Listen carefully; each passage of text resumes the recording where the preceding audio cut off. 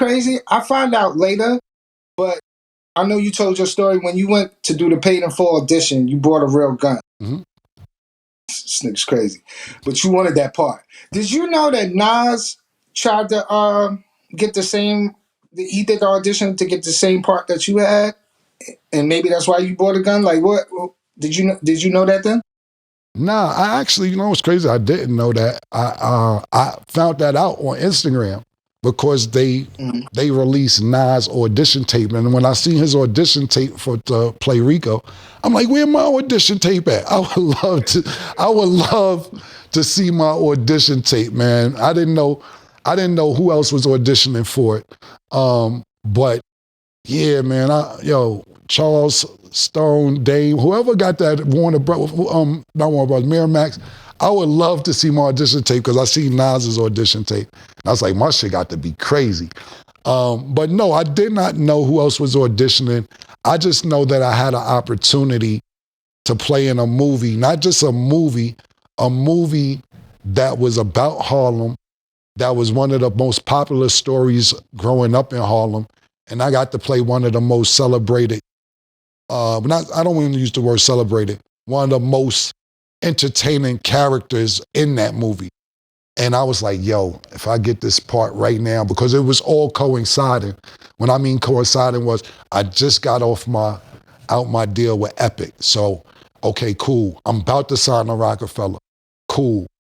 If I get this movie, then I get on the right record label, Rockefeller Def Jam, and the music go good, and this could be a snowball effect of good shit that's about to happen.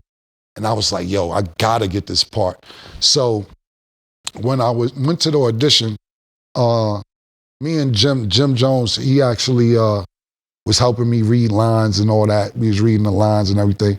So I said, yo, you think I should take the gun with me? It was a real pistol. And I was like, he's like, yeah, take the gun. So when I'm reading for the part and it was time to pull a gun out, I made sure that there was none in the chamber and I took the clip out and all that. But I pulled out the real hammer and the nigga I was reading was like, yo. And I'm like, so I'm still in my part though. I'm still saying the part with the gun out. And Dame is because when you're doing a movie, it's like this desk here that we're on, but it's somebody in the middle, somebody there, and they're just watching you. So Dame is sitting here watching me. So Dame stands up, he laughs like, yo, Cam, chill. And I'm like, and other two people that was there, I can't remember if it's Charles Stone, the director, whoever, they was nervous. And Dame was like, yo, Cam, chill. Dame was laughing. I'm like you ever see it, set it off and the girl be like, I need that money. That was my voice. I said, I need that part, man. I need the part.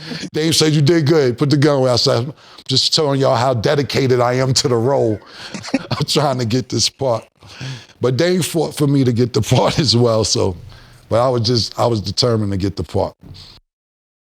You got any movie roles after that? Maybe you turned down that movies that came out? Like, say, like, yeah, Tupac was supposed to be Bubba Gump in Forrest Gump movie, and I thought that was just dope. Like, you know what I mean? But he was locked up. He got locked up. But did you have any more offers? Yeah, I had a couple of offers. The one that stands out to me that I can't think of the name of the movie, but Marlon Wayans is in it with Tom Hanks. And I was supposed to play the part I believe Marlon Wayans got. I can't think of the name of it off the top of my head. But when I read, I'm like, nah, not yet. I can't do roles like that just yet.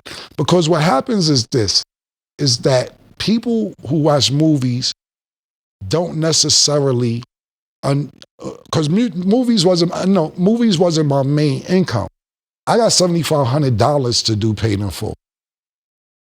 Yeah, there you go, Lady Killers. There you go. Thank you, Larry. Larry brought it up. Lady Killers. I could have gotten that movie with Tom Hanks, and Tom Hanks is one of my favorite actors. But when I read the role, I'm like, nah, niggas ain't gonna like this from me right now. Not right now. You know what I'm saying? So I was like, nah, I can't do this, even though it's Tom Hanks. And that was one of Tom Hanks. It ended up being one of Tom Hanks' worst movies. So I'm like, good, I dodged the bullet. But the point being is, fans have blurred lines. Like when you sit there and be like, yo, you killed Mitch last night. I did a good job. Or when you sit there and be like, yo, Cam, you ain't do nothing but act like Cam last night because of the music. They don't understand the difference. You got to think about this, and I don't know if Bezo remembers or if Larry was into it like how we was into it, but I know me and Sin had this conversation, and we sit there and watch Men's Society, and we loved it. We loved it. And then you go rush to the movie theater because Old Dog's in the new movie, and he's a sucker in the new movie, and now you just in the movie theater like, damn, Old Dog, what the... Inkwell was bad. Yeah, Inkwell, there you go. I remember going to see Inkwell, and a nigga stepped in the movie and said, "Not you, dog," and walked the fuck out. Come on, man, not dog, and walked out the movie theater.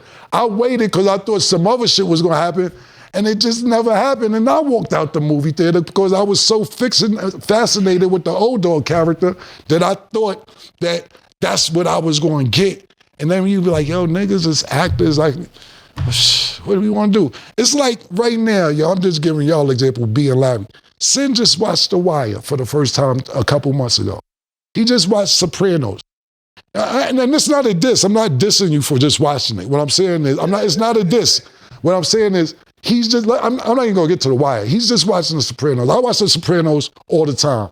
I watched Sopranos last night, just turned on a random episode. Because I just always get some shots Sopranos. I just turned on season 5, episode 7.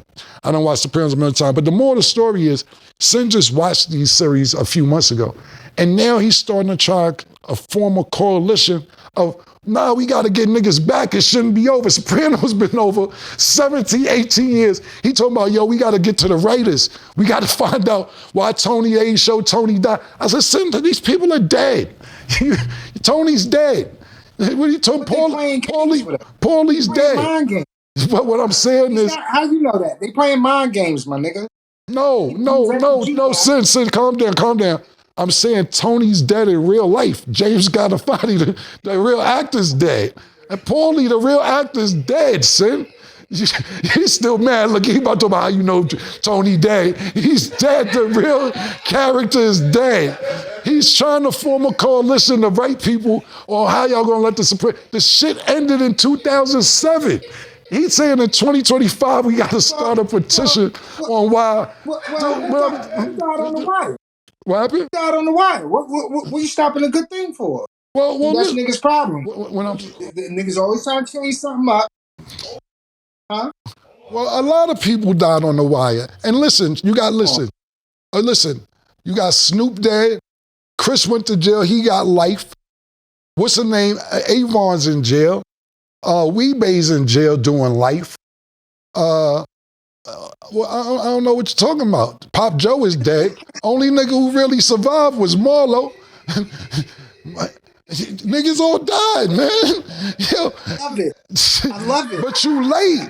Well, the reason I'm bringing this up is because, like you said, when people fall in love with certain shit, they just like certain shit. So when I got offered the part Marlon Wayans got in Lady Killers, I was like, not now. Maybe one day, if movies my main income, that I could play roles like this. Like the last movie I just put out. It wasn't a killer cam like everybody wanted, but it got a 100% rating on Rotten Tomatoes. You know that's the #1 movie review.